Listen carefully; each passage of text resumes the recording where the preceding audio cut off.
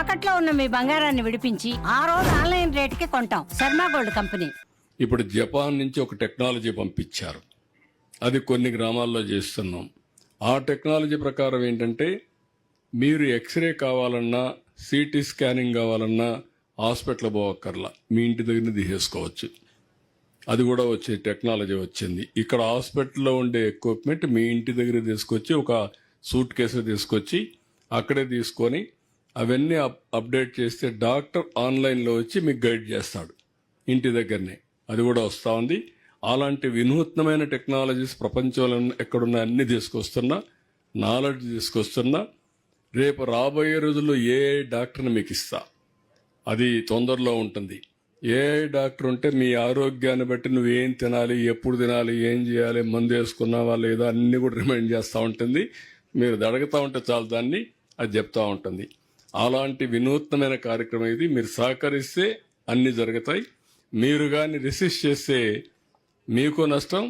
నేను అనుకున్న ఇది జయప్రదం కాదు. అందుకనే మీకు చెప్పడానికి వచ్చారు. ఇప్పుడు మన వాళ్ళు ఎక్స్ప్లెయిన్ చేస్తారు. ఒక డయాబెటికో, లివర్ ప్రాబ్లమో, కిడ్నీ ప్రాబ్లమో, లేదంటే అనీమియా ప్రాబ్లమో, ఇలాంటివన్నీ కూడా కార్డియాక్ అంటే హార్ట్ ప్రాబ్లం, ఇలాంటివన్నీ గుండెపోటు ఇవన్నీ ఉండేవి ఉన్నాయి.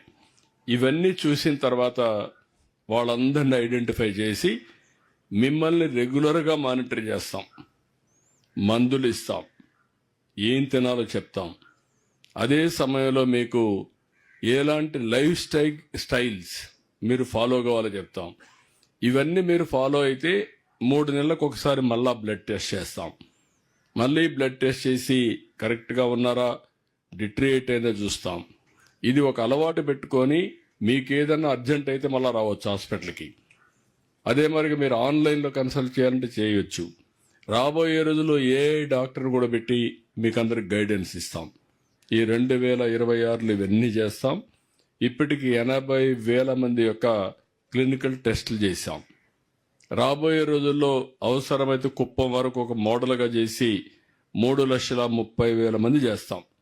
సేఫ్గా ఎవరున్నారు, తర్వాత మీడియంలో ఎవరున్నారు, బార్డర్ లైన్లో ఎవరున్నారు, వల్నరబుల్ ఎవరున్నారు, అవన్నీ కూడా రేటింగ్ పెట్టేస్తాం. మీకు హెల్త్ స్కోర్ కూడా ఇస్తాం.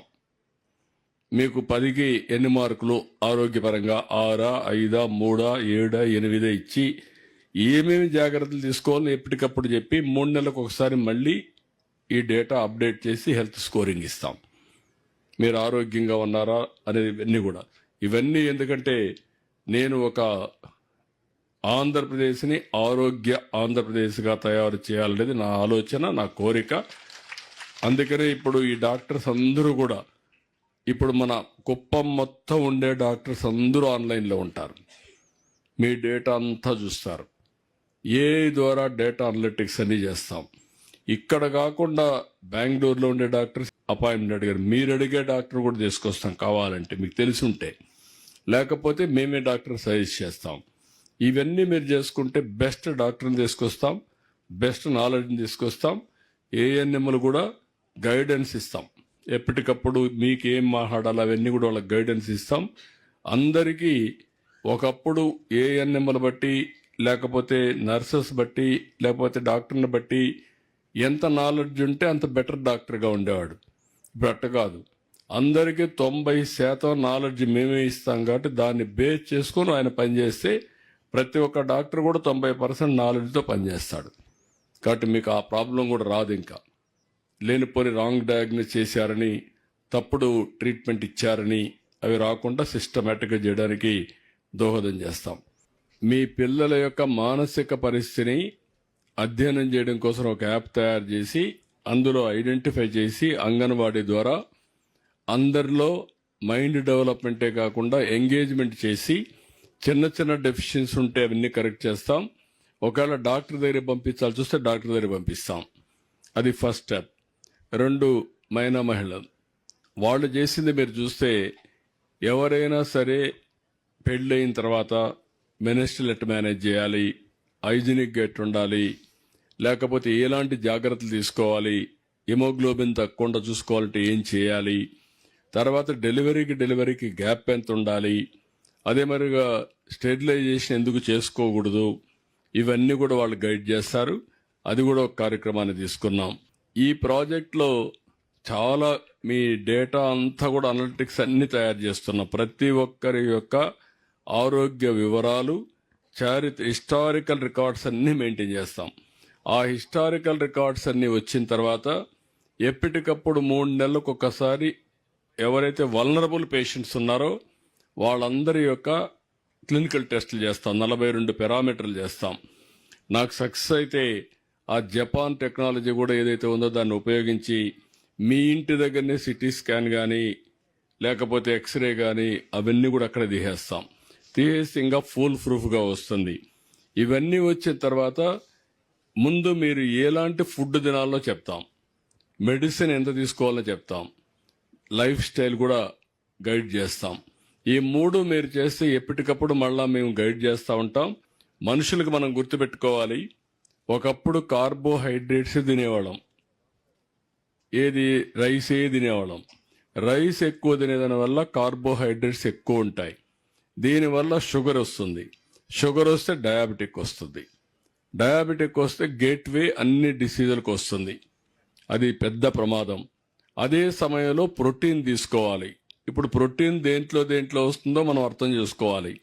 ప్రోటీన్ తీసుకోవాలంటే చాలా వరకు మీరు తీసుకున్నట్టు మిల్లెట్స్ తీసుకోవాలి, పప్పు ధాన్యాలు తీసుకోవాలి, కూరగాయలు తినాలి, పళ్ళు తినాలి, లేకుంటే చికెన్ కానీ ఎగ్ కానీ లేకపోతే ఫిష్ కానీ హై ప్రోటీన్ ఉన్నట్టు తీసుకోవాలి. అది తీసుకొని ఫ్యాట్ తగ్గించుకోకపోతే కొలెస్ట్రాల్ వస్తుంది. అది కూడా తగ్గించుకోవాలి, ఎక్కువ తినకూడదు.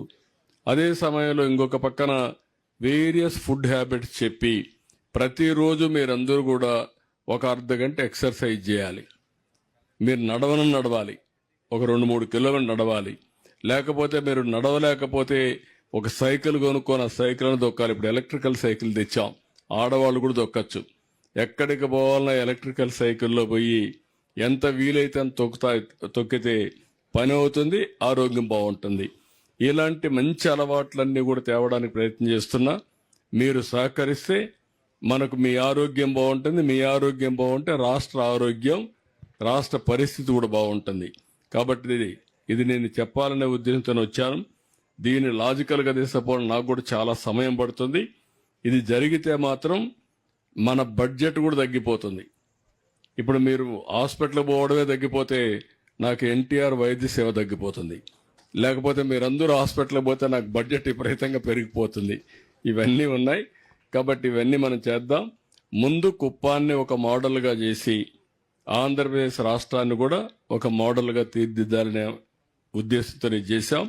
ఈ నెలే బిల్ గేట్స్ అమరావతికి వస్తున్నాడు. ఈ ప్రాజెక్టులని సమీక్ష చేస్తున్నాడు. నెక్స్ట్ లెవెల్కి ఎట్ట తీసుకుపోతామని తెలియజేస్తూ అందరికీ నమస్కారాలు, ధన్యవాదాలు. జై హింద్.